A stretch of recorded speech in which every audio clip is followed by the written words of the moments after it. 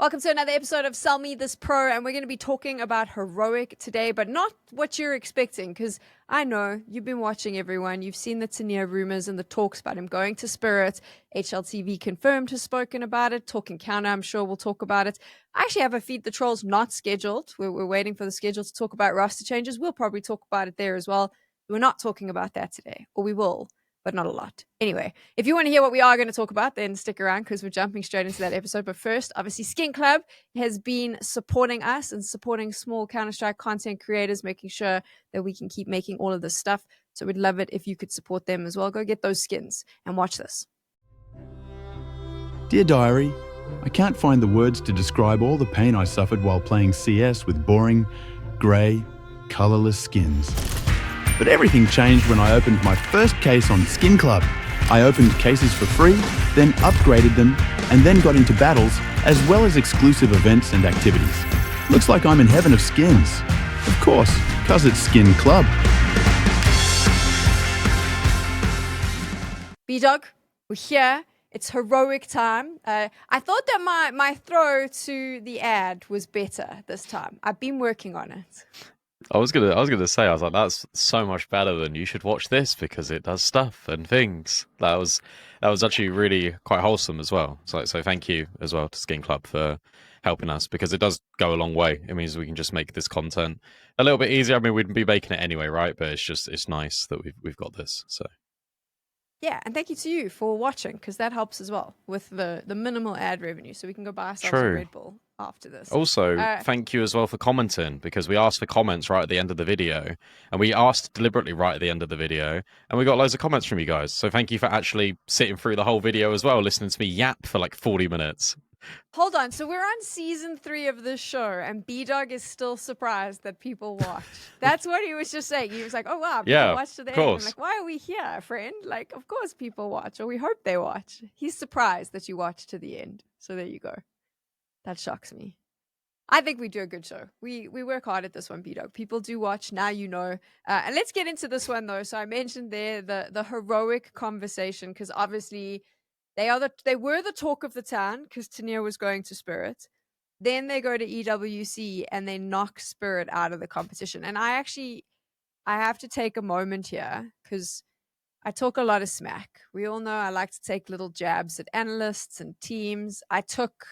It wasn't even little jabs. Like, I wasn't even poking them with a stick. I was hitting them over the head with like the trunk of the tree. I was so negative about Heroic on the desk for EWC leading into that game. I actually made a comment where I said Yanko always says there's a chance, and in this case Yanko is probably wrong. I actually think that line came out of my mouth at some point. And then they won. Yeah, I said it was impossible. It was a mountain they couldn't climb. I called them a dead team walking, and then they lost the first. Was it the first map that they lost? No. Yeah, 13-5. They lost 13-5. Yeah, they lost the first, and it looked dismal. And I was like, I came back on the desk, and I just kept taking those low punches. And so here I am. I'm sorry to the Heroic team. I'm sorry to all the parties involved. When I'm wrong, I admit I'm wrong. I was wrong. I was humbled. I feel shame. Sorry, but Sneaky Beaky. Yeah, sorry. I wasn't the only one who thought that. Let's be fair. Everyone was thinking that coming into that game. Everyone. Yeah, against Spirit. Yeah, that's fair. No, you do look at it and you think, oh well, tN1R's gonna lose, and then he's gonna just join the team that beat him, and then they went on and they beat Spirit. So hey, fair play to them. It's one of those where actually you look at it and you think, oh, it shouldn't happen, but it probably will. It's one of those games. So I reckon it does make a lot of sense, and it is nice, I think, for tN1R to actually win with Heroic on his last sort of outing with them. It wasn't like they went all the way there to EWC and just got banged out and then went home, because it's kind of a brutal format. It's a single elimination. So taking a big scalp such as Spirit, hopefully that gives them a little bit of confidence. But it's funny because you take a look at like the ratings of this game, and it's like Youngstar had a brilliant one, tN1R played well, but everyone else kind of struggled. Like LNZ was -15, like Alkaren was -9, like in total in the series. And it's one of those rare games where youngster will just pop off, and he has those maybe like one every 8 games where he just like has a life game. And I'm sorry, it's not actually the correct definition, it's to ease of explaining. He just has a brilliant game, and then he's really inconsistent for like 8 games, and then he has a great game, and he's inconsistent again. So today, it was, well, whenever they played Spirit, it was one of those where it was like, okay, we're going to be amazing now, and he just owned them. So it's part of that too. Yeah, I mean, I think that there's also an argument to be had that I don't necessarily think Spirit was firing on all cylinders, which I know is quite a harsh thing to say, but the team came in there looking very tired. That obviously it was Cologne straight into Blast. That's 2 trophies back to back. I don't think people understand the adrenaline and the hype. And you're literally then got 1 day in between those to get to the next event. So there isn't a lot of time. I believe they said they were sick. I know it sounds like I'm making excuses for Spirit right now. Yeah. But obviously there was also a roster change coming. And plus, there is probably, and I know that every player you speak to will say that they don't do this and that they, you know, if they're in an interview, they'll go, we look at all of the opposition the same, blah, blah, blah. But there is a part of me that thinks that Spirit went, you know, this should be easy. You know? I think that might have crossed their minds at some point, because Heroic was a dead team walking. On the other side, though, I think that there is something to be said for removing pressure. So you coming into this, your coach, I think it was their coach wasn't there. Alkaren's first time debuting with the lineups. You have a new player. You know that tN1R's leaving. There's kind of everyone is saying the things I'm saying online, and you kind of go, well, we've got nothing to lose. So all of a sudden, with the pressure gone, maybe you can play a bit better. Yeah, potentially. I didn't actually. The thing is, I didn't watch the game annoyingly because I was also working, so I don't actually know what happened. Unacceptable. You should not have earned money. You should have been my watching bad. the game. Yeah, no, I'm a piece of shit. But I did watch the demo back. I did have a look at what Alkaren was doing, especially on Ancient, and it's interesting looking at the different AWPers, and I guess we'll jump into that a little bit later. But look, I think Spirit definitely prepared for the game. I think you can just tell by looking at the things they did on the map. I just think Heroic had some individual moments that really just carried them through, from what I could tell, and especially Youngster. Youngster was just unplayable, and I think they were ill. I think Vitality was ill as well. Again, not making excuses for these teams, just identifying, hey, look, like this is what they said, and you do have to appreciate that in the grand scheme of things. Like, yes, they lost, but it is important to have context as well for things that could affect. And I don't think it's unreasonable to say that Spirit should have beaten Heroic, because I mean they should have, especially after the first match 13-5, right? But they don't expect to be scored 13-3 on Nuke, and then from there you get put in a complicated situation, then the underdog just takes over. So it's I think a cool storyline all around. I think it's better that Heroic won than Spirit winning and just banging them out. Because if the second map was just like 13-3 or whatever to Spirit, or 13-5, then that's kind of boring. But there's some more interesting storyline. I'm all about the storylines, so I like it. I'm fine with it. You're fine with it. Okay, well, let's talk about this particular team now. And I think something that maybe people don't know is kind of what's happened to them in the last few months. And it was the reason I said to you that I wanted to speak about them. I know that you're also doing some content around them as well. Because the thing that... if it eventually comes out. B-Dog, if you're watching, can you please just encourage B-Dog in the comments to just focus on his content? He makes the best videos, but then what is it that happens there? Do you just stress that it's not good enough and then you just never release it? Or... it's a combination of different things. Like at the moment, this time it's trying to find an editor. But sometimes I'm working and then I'm like, oh, okay, this is a really good idea. I'm gonna do it, and then I end up working for like 4 days in a row doing CCT, and then I go to sleep and forget about it, and I'm like, oh no, it's been 2 weeks, like, and now I feel like I've missed the boat on the news. And it's like, okay, well, if I then sort it out and then I edit it and then I upload it, this is going to be another week, and then it's been 3 weeks or 2 weeks, and then does anyone care? Well, probably, but I've missed the timeline of it. I'm really bad at getting everything sorted immediately. Fair enough. So one, this has now become a personal conversation. I have an editor for you. Go check out my vlogs. They might be able to help you. But two, just no more excuses. Put the content out. That's it. Okay. Fine. Yeah. But this is so I'm curious as to what you were planning to do in that video. So that one, so that we can sort of talk around that. But was the focus going to be on how Heroic is able to find these sort of young players and bring them up, or how the business model works? Like, what was the plan here? No. That's interesting, but I think that might even be a different topic. To be fair, I think if you want a more like tongue-in-cheek approach on that, I think Fi did a good video on his second channel where he was talking about like the money ball of like CS, and he mentions Heroic there. So that's an interesting piece of content to view. But no, my video was more just about Grix and his benching, Alkaren coming in, what this all means, why it's happened, and I tried to explain it a little bit. I tried to give a little bit of context there, and I'm more than happy to speak about it in detail here because obviously it's our show, it is my content, so we could easily share that over. I think it's really interesting because I think it actually makes sense, despite me initially being annoyed by it. I've gone back and I've looked at the demos, and it isn't. I don't think it's a, oh, you played bad, you're out of here. I think it's more of a, you don't fit the style that the team wants, and that's why you're out of here. I think it's a identity sort of clash rather than an individual performance. So just to give you some context, if you're watching and you don't know what B-Dog's talking about, is obviously with this Heroic lineup, they bought in this player, Grix. I think he was there for a month. 38 days or 37 days. And then they were like, okay, actually, we're benching him. And they've now taken Alkaren, who is on loan from Spirit Academy. And I do believe Heroic has the option to purchase, if I'm not mistaken. I think so.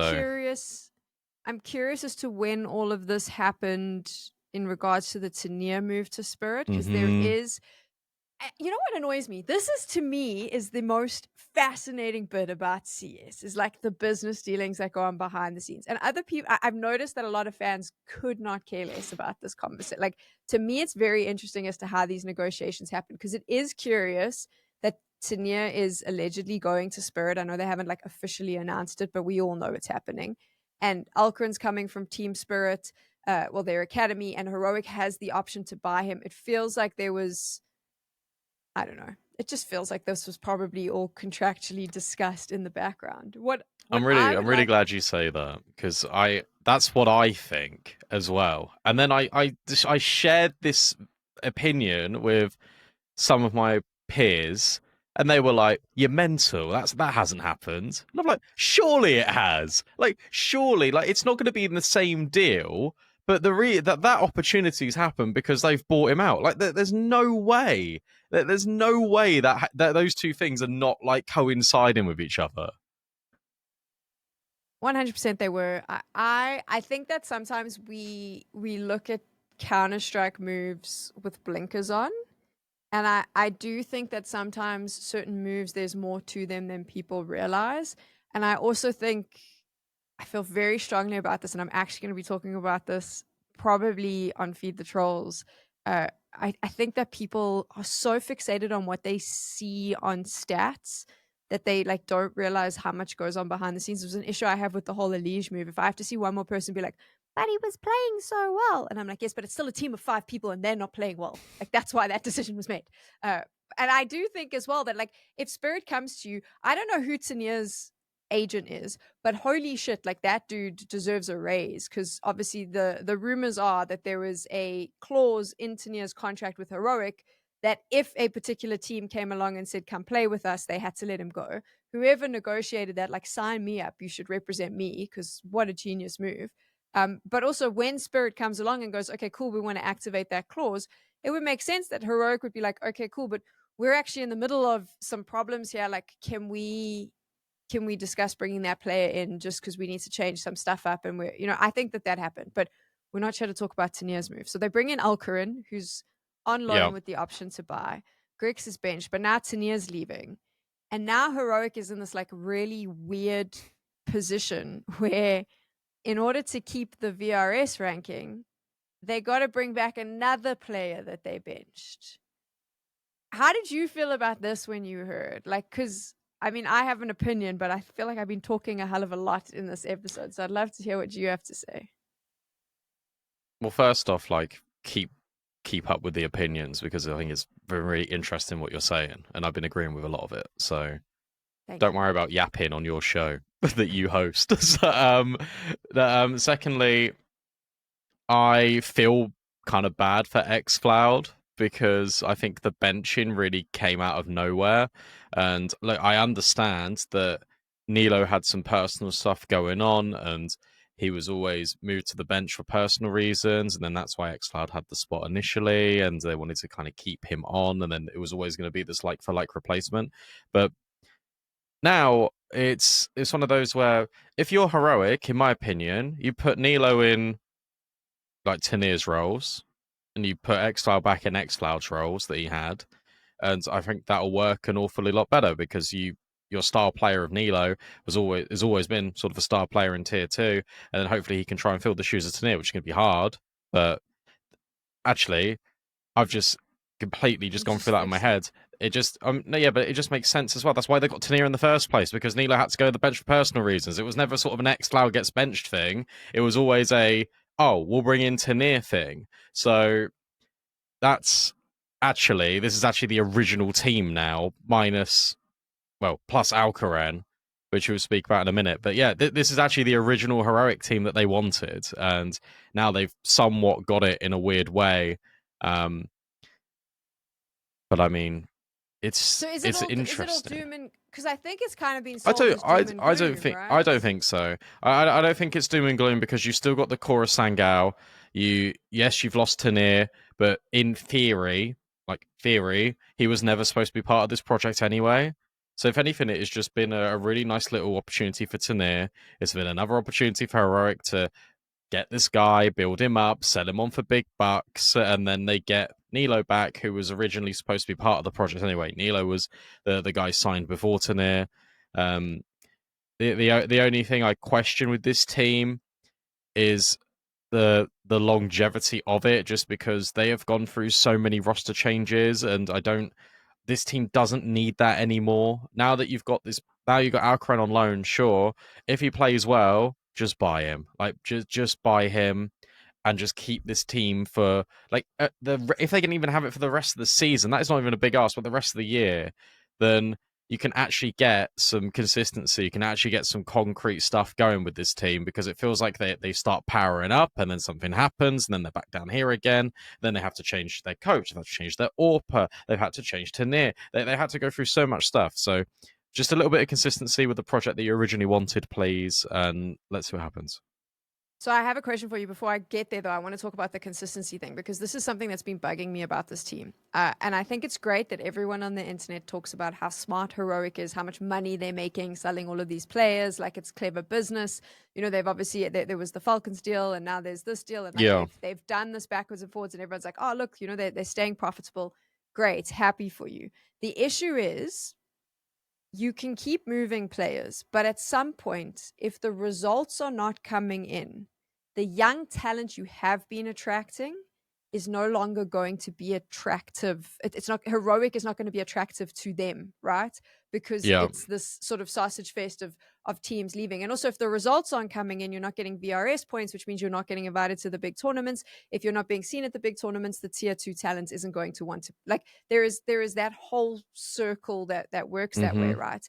And Heroic historically, and we're throwing back to that Cadian roster, was a team that found this young talent and kind of punched way above their weight, right? And that was what was kind of sexy about this organization. And they've done it a few times now. But the more that they move our players, the more we're having these conversations going, oh, it's not consistent. We're not sure what they're doing. The results could show that. And then suddenly it doesn't matter how much money you've made, you're now going to have to spend it to go and get players, because you're not able to attract the new talent. So that's the first thought that I've had about all of the wheeling and dealing. But what I wanted to get back to was, refresh my memory. xfloud gets benched. Why did they bench him? Because Nilo was coming back. So they originally, he was like, xFloud was never supposed to be benched, sort of thing. But tN1R was playing so well that they were like, okay, well maybe we can accommodate 2-star players in Nilo and xfloud. So no, Nilo and tN1R, so they benched xfloud, and then the buyout happened. So you get xfloud back, obviously for VRS, but also like he didn't expect being benched. Because like if anything, him and Nilo don't have the same roles, and that's why Nilo has not been playing amazing right now, because tN1R's been in all of tN1R's roles, but they are actually tN1R/Nilo roles, and Nilo is so used to doing the stuff that tN1R does, so that will actually create opportunity, I think, for Nilo. And xfloud was playing well. xfloud also understands the structure of the team, so I think he'll be like a fine fit. So I don't think it is all like a disastrous, but obviously losing tN1R is quite a big one for Heroic. But I have an opinion on this wheeling and dealing, and like I don't understand, because the in the community, the only people that are going to be going, wow, it's amazing that they're getting so much money for their players, aren't going to be Heroic fans. Like, ultimately, if you support a team, that's who says it the loudest. But yes, if you support a team and you're like, I always use football on this show, right? But imagine your team is like a mid-table, like Premier League team who you've loved and you've watched ever since you got invested into the sport. And it's yeah, and they've got a lot of national players that you are the same nation of, so you feel really connected to this team. This is basically the setup for Heroic, all the Danes, and then you become invested in their projects and they start doing really well. If they start doing really well and then they buy these new players, they take a chance and they start doing really well again, and then they constantly are moving up the ladder and then coming back down here, and then they're moving up the ladder and then they're coming back down here. As a fan, you're not going to go, oh, that is great business. You're going to go, why the fuck do we keep going up here and then back here again and then back here again and then back here again? And the biggest question is, if you've made so much money, if the reports are you've made so much money, why do you not go and buy like a big super team? So I imagine Heroic fans will also be thinking that. So it's interesting to me, because the people that are the loudest about, oh wow, really good business and stuff, aren't probably the fans of the team that follow them, support them every game. So it's an interesting dynamic for me, and I don't really understand people celebrating business moves in Counter-Strike when you guys are fans of Counter-Strike. And yeah.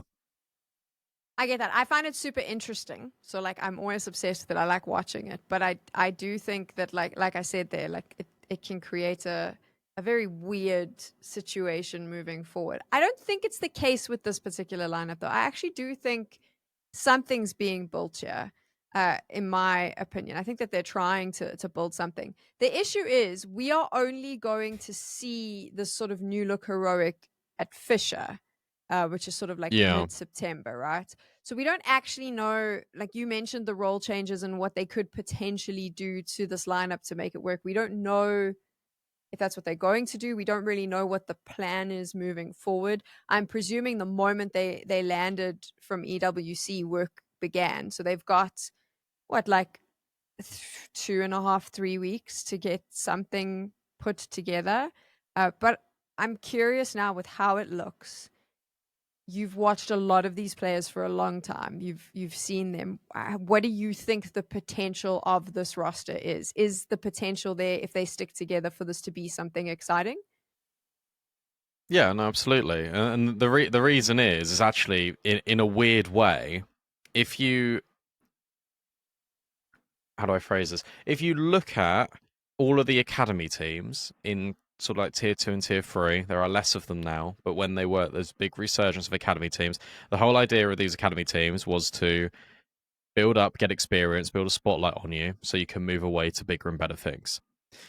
I think Heroic are actually moving in that direction of, they are just basically feeder teams for tier 1 now, and like that's going to be their role for the next year and a half, genuinely. And the reason why is because you've taken obviously one of the better teams in tier 2 in the Sangao core, you've now added Tobiz in as the coach, and Tobiz was one of the most successful coaches when creating academy products to move forward and offload. Think about the amount of tenure he's got behind him in terms of Mal's NXT players that have moved on and done really cool things. Nachu, Syrah, PR, Bermilov was in Fnatic for a little bit. Like, obviously, you've got the entire Mal's NXT team, whilst, yeah, they were playing with Cyclone, and there isn't really too much overlap there with Tobiz. It's the point is the Mal's NXT Academy has gone through a lot. I mean, Jimmy was in it. Nexius, Crizzen, who now plays for OG, Slend, who was on Endpoint and he went to Gamer Legion. Like, there is so many names there that I'm mentioning because Mal's NXT were brilliant at building up profiles, getting them to a very good level. Tobiz was a really big part of that, and then moving them on. You've essentially gone and you've got the academy guy that was developing all the talents. Now you're going to move him forward into Heroic. But with that being said, they do play some good Counter-Strike. They do play some very, very sound fundamental Counter-Strike. And that's where LNZ, I think, thrives. And I think that's where we started to get a bit of a development from Saw and LNZ, because they see the game the same way. I can tell you that Tobiz and Saw also see the game the same way. And the way that Heroic are going to set up is going to be incredibly similar to what they have been doing. If anything, your AWPer is just going to be a lot more supportive rather than aggressive. And I think this builds nicely into the big point about, well, why was Grix benched and we bring in Alkaren? Well, firstly, it's the opportunity of those coincidence of the timing of those two deals. Secondly, I don't think it was a Grix wasn't playing bad sort of mentality or vibe, because he was playing well. If you look at his rating, he was playing quite well. The thing you've got is I watched a lot of demos. I watched demos of Grix.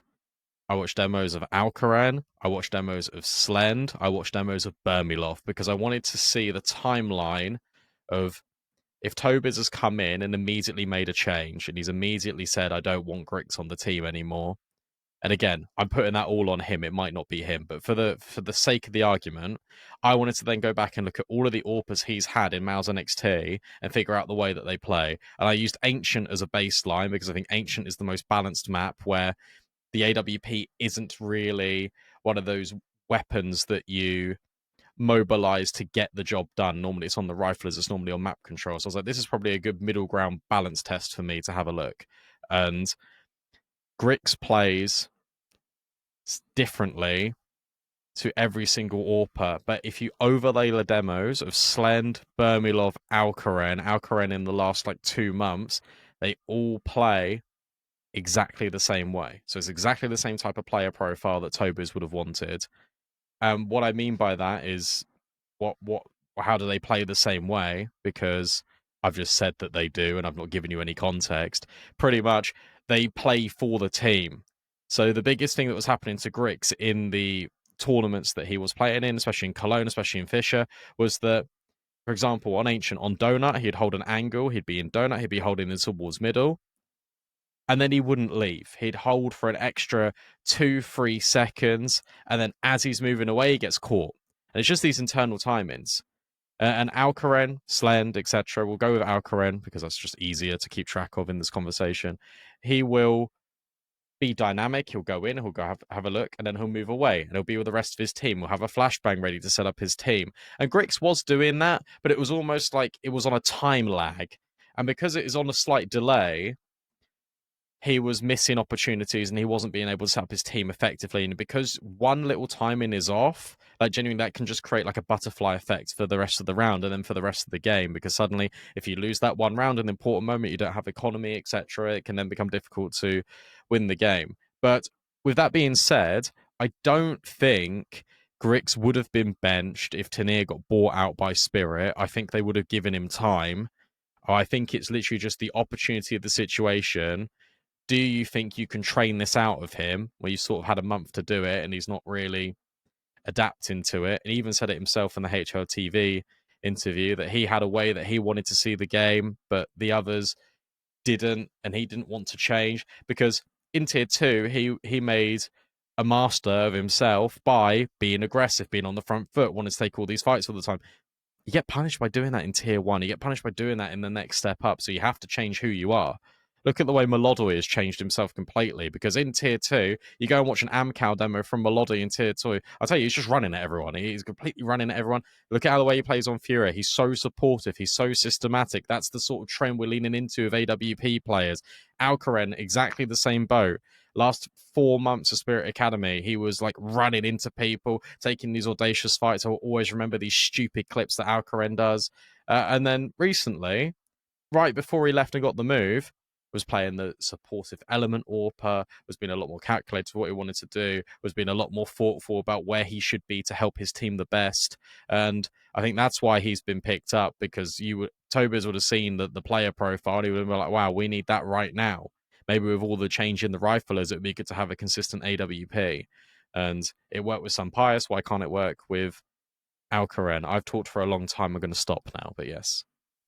I thought it was super interesting. Do you think that this roster sticks it out, though? Is this the roster that Heroic pushes up until the major at the end of the year? Or has do you to think be. Change? It has to be. It has to be. If they don't, they're stupid. Like they absolutely have to be. And I don't think Heroic is stupid. So I think that this will be the roster now for the rest of the season. Let me just throw this curveball at you, though. Elige is now available. No, I don't care. You don't want to bring in that super I don't. experienced firepower. Okay. No, he won't help. He won't help right now. This team doesn't need that. This team needs just overall structure. They don't need experience, because they've got experience by building up through the project together. And like they don't need that. They'll be fine without Elige. Sorry, Elige, you can go somewhere else. Oh, I don't think Elige would. I'm gonna say it. I think Elige moved to Europe with the dream of winning trophies again, right? So I think that the phase. Oh, he wouldn't go there. Yeah. Well, I mean, he might not have many opportunities. So like if you look, that's a whole other conversation and a whole other show. But I think I'm curious as to whether that's the play. Right now, they obviously need to stick with what they've got. VRS is important. Pro League, FISSURE. We know that they're going that route. And I think then they go and do the Asia tour, if I'm not mistaken. Yeah, they then go on to the Asia champs, Chengdu, and then we're like bang, major time. So this roster's not changing anytime soon. No, it won't. This is what Heroic's got to play with. You seem like quite excited about it, though. There's a positivity I'm getting from you. There's something here, B-Dog. It feels like you might. Well, the thing is that there's always been something here with Heroic. That's the key takeaway. Is the core of sort of like LNZ. I guess it's xfloud now and Youngstar. Like they've been together for such a long time, and they were playing very solid Counter-Strike, and we made an episode on them before they got bought by Heroic. Like, this team is fantastic. This team is really good. Shout out LNZ if you are watching this, because he watched the last one and then messaged me. So hello.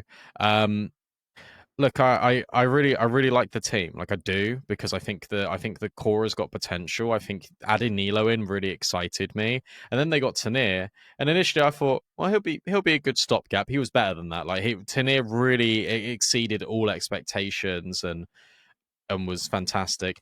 The only thing I worry about in this team, and I also think xfloud's going to help balance this out quite a lot, would maybe be personalities, because tN1R, I don't know if you ever watched the Heroic VoiceCon videos, but he is loud. He is like a big burst of energy.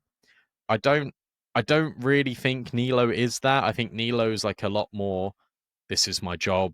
I'm going to like kill people and own them, and I might have fun whilst doing it, but I'm not going to display it that way. I think it's just different personalities.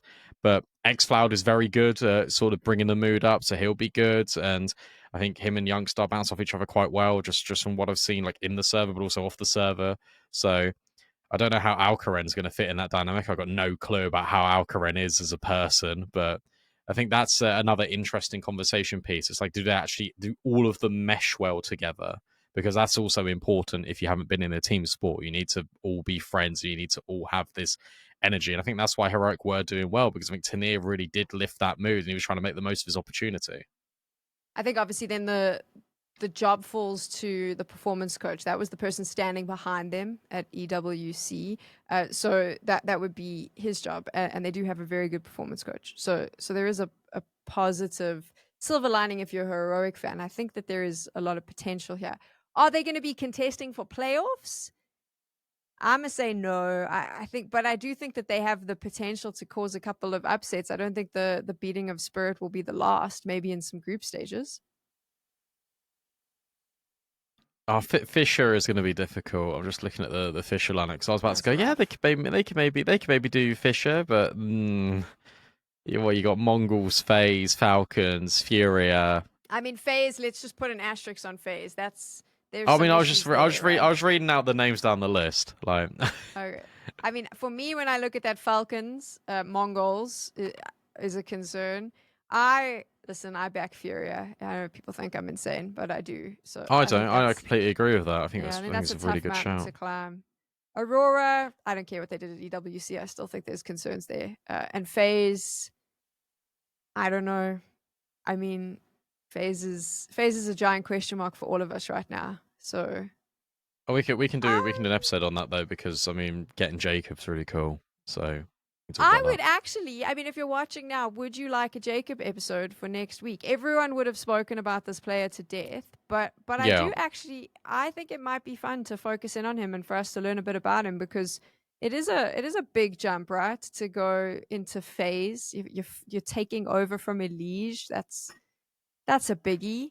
And I think he'll be really good. I think he'll be really, really good. And I love the way it's maybe just sort of happened, because obviously Carrigan's wife is the sports psychologist of Apogee. So I imagine she was saying, look, this guy's really good. He's got a really good mentality, and I feel like FaZe need good mentality in that team. So I imagine he would help out in that department. He'd also be having a really big opportunity to go into Tier 1. Also, he is just a very good player. There's your TLDR. He'll be a good move, guys. Don't worry. Okay, we're gonna do I think if you're keen, let us know in the comments. Should we do an episode on Jacob and his history and how he finds himself here? I'd be keen. Back to FISSURE, though. I actually have now changed my opinion again. Damn it, Heroic, stop doing this. Furia, Falcons, Mongols. I actually think that there is the potential for them to take the rest, which would mean a deeper run. Hot damn, Heroic further than group stages? Is that a thing that could happen? Yeah, a little bit. I don't know, because I don't know how. Like, do we know what the matchups are going to be? I'm looking right now. There's a couple of other teams here that might cause concern for them, I guess.